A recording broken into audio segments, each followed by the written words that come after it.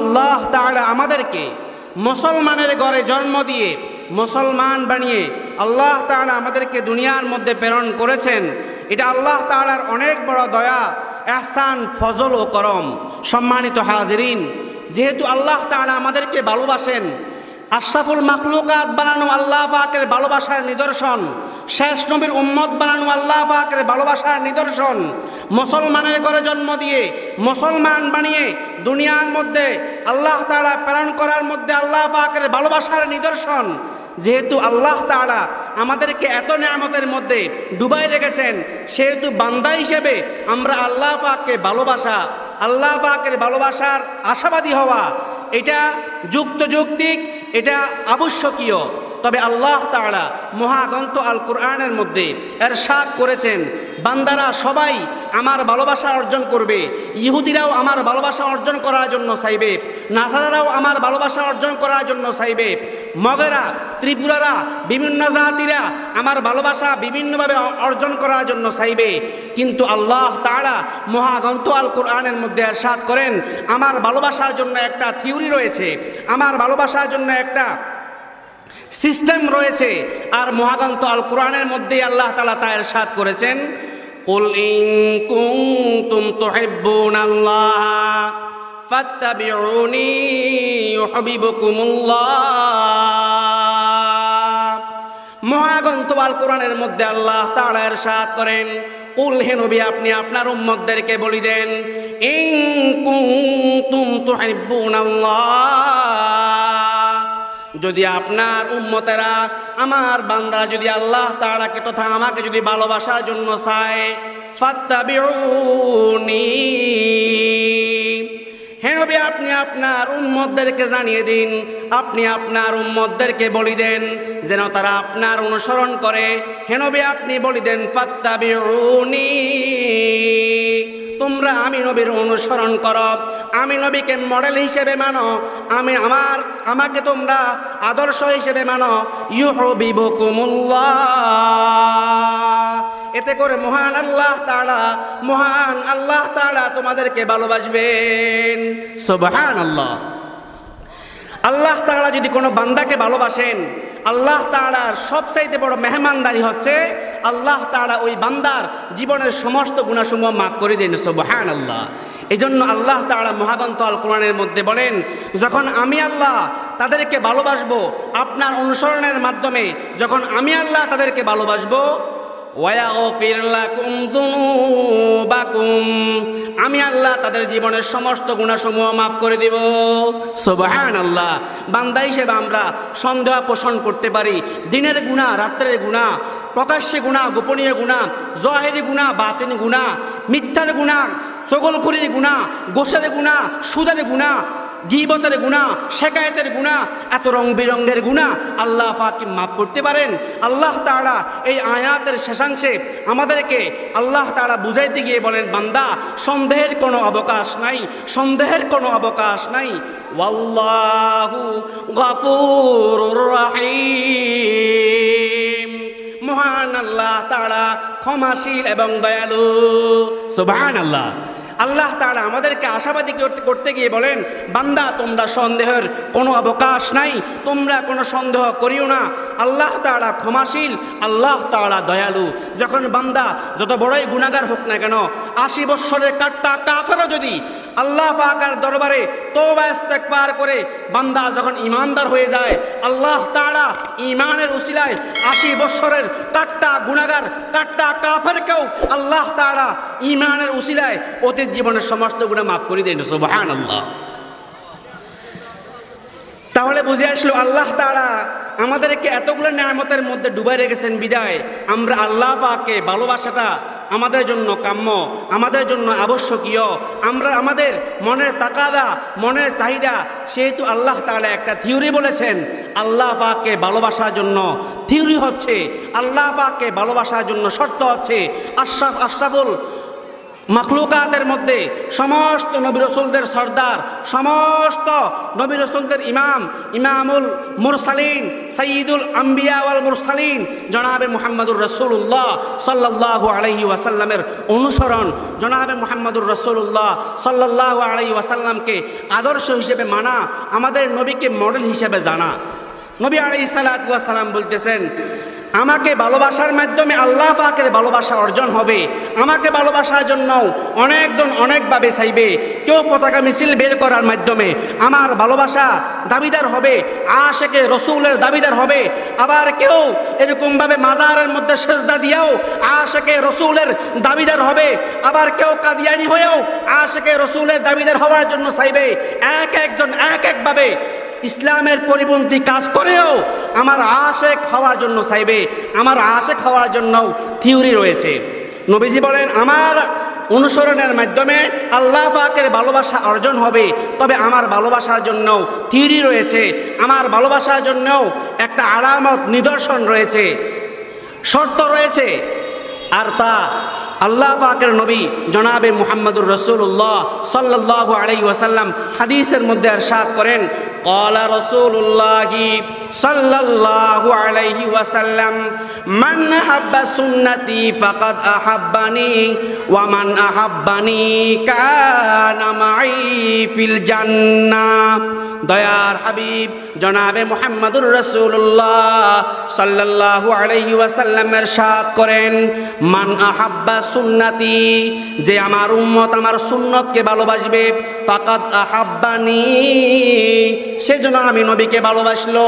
ওয়ামান আহাব্বানি, যে ব্যক্তি আমার উম্মতের যে পুরুষ এবং মহিলা আমি নবীকে ভালোবাসবে, কানা মাই ফিল জান্নাহ, সে জান্নাতের মধ্যে আমি নবীর সাথে থাকবে।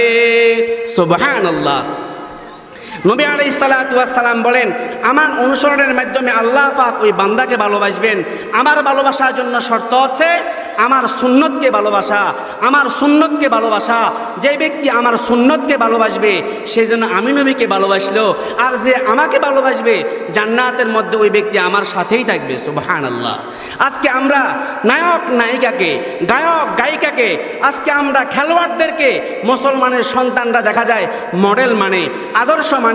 খেলোয়াড়দের চুলের মতো মুসলমান সন্তানরা আজকে চুল ডাকে। আজকে গায়ক গায়িকা, গায়কদের নায়কদের অবস্থার নেই আজকে মুসলমান সন্তানরা দাঁড়িয়ে রাখে। আজকে নায়ক নায়িকাদের অবস্থা অনুসারে আজকে মুসলমান সন্তানেরা কাপড় পরিধান করে, চলাফেরা করে, বিভিন্ন কথোপকথন করে, বিভিন্নভাবে আদর্শ আর মডেল দেখাইতে চায়।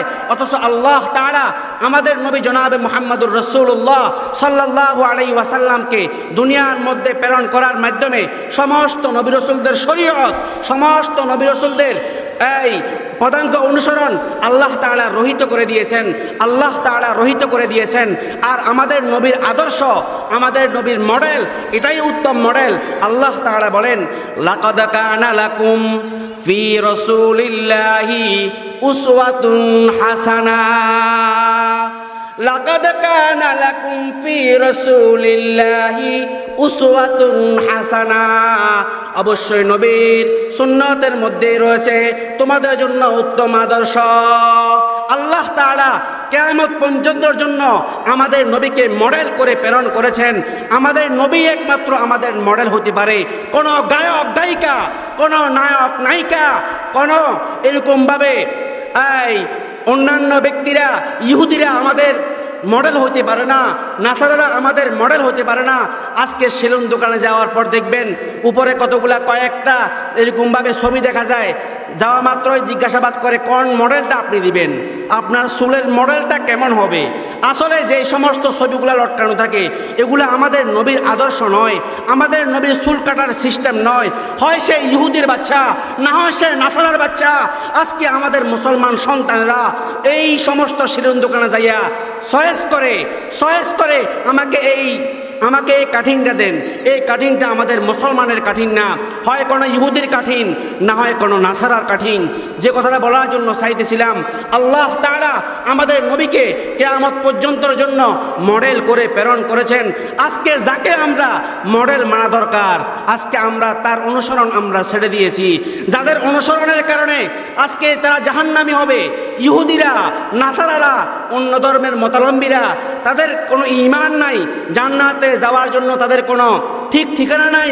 আজকে যদি আমরাও তাদের অনুসরণ করি, পদাঙ্ক অনুসরণ করি, তো আল মারউ মা মান আহাব্বা, ভালোবাসা যার সাথে যার, হাসর হবে তার সাথে তার।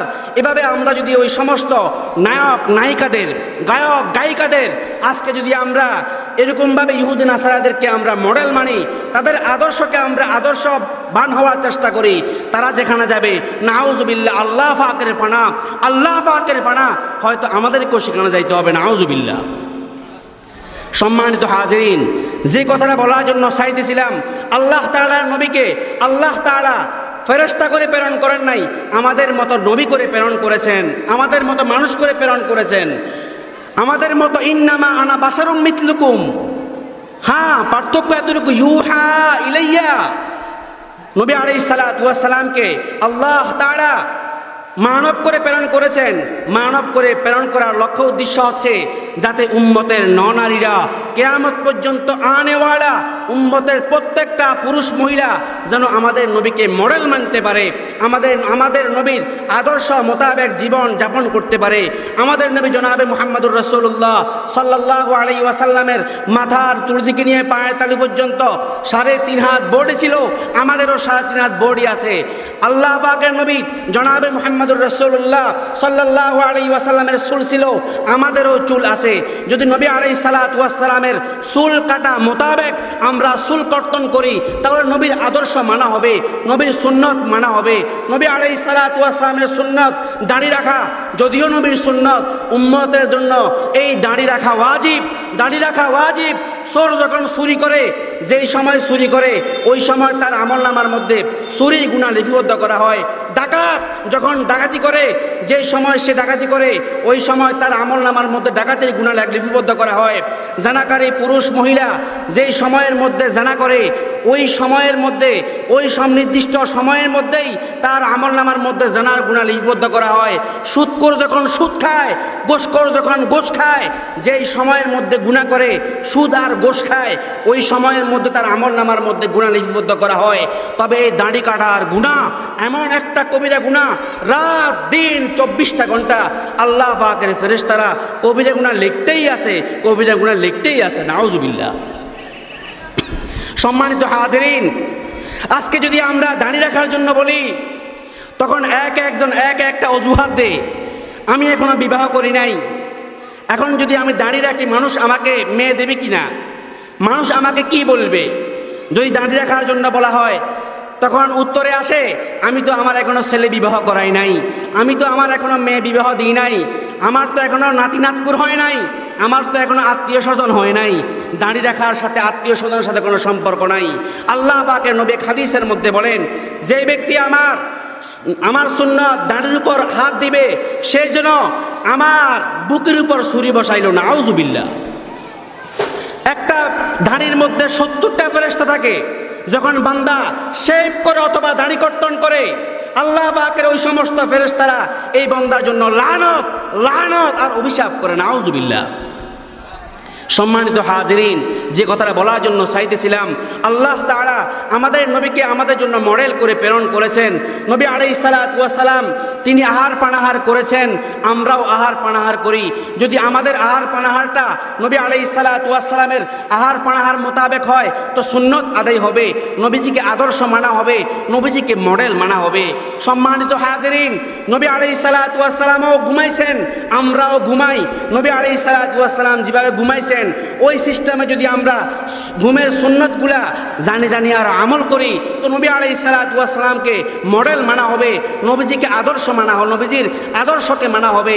নবী আলাইহিস সালাতু ওয়াস সালাম কীভাবে হাঁটছেন, নবী আলাইহিস সালাতু ওয়াস সালাম কীভাবে কথোপকথন করেছেন, নবী আলাইহিস সালাতু ওয়াস সালাম কীভাবে মানুষের সাথে আচার ব্যবহার করেছেন, নবী আলাইহিস সালাতু ওয়াস সালাম কীভাবে পরিবার চালাইছেন, নবী আলাইহিস সালাতু ওয়াস সালাম কীভাবে পরিবার এরকমভাবে সমাজ চালাইছেন, নবী আলাইহিস সালাতু ওয়াস সালাম কীভাবে দেশ পরিচালনা করেছেন, এরকমভাবে ব্যক্তিগত জীবন থেকে নিয়ে আন্তর্জাতিক জীবন পর্যন্ত সর্বক্ষেত্রে যদি আমরা নবীর আদর্শ মোতাবেক চলি তো নবী আলাইহিস সালাতু ওয়াস সালামের সাথে আমাদের হাসর হবে, নবী আলাইহিস সালাতু ওয়াস সালামের সাথে আমরা জান্নাতের মধ্যে থাকতে পারবো।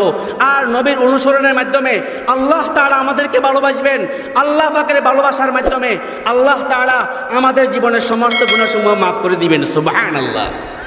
এই জন্য ব্যক্তিগত জীবন থেকে নিয়ে আন্তর্জাতিক জীবন পর্যন্ত সর্বক্ষেত্রে নবী সুন্নতের প্রতি দাইমান আবাদা আমল করা, নবী আলাইহিস সালাতু ওয়াস সালামের সুন্নত মোতাবেক জীবনযাপন করার চেষ্টা করা, মাথার তুলি থেকে নিয়ে পায়ের তালু পর্যন্ত এই 3.5 হাত বডিকে নিজের মন মতো নয়, নবীর আদর্শ মতো, নবী আলাইহিস সালাতু ওয়াস সালামের সুন্নত মতো আমরা জীবনযাপন করার চেষ্টা করব।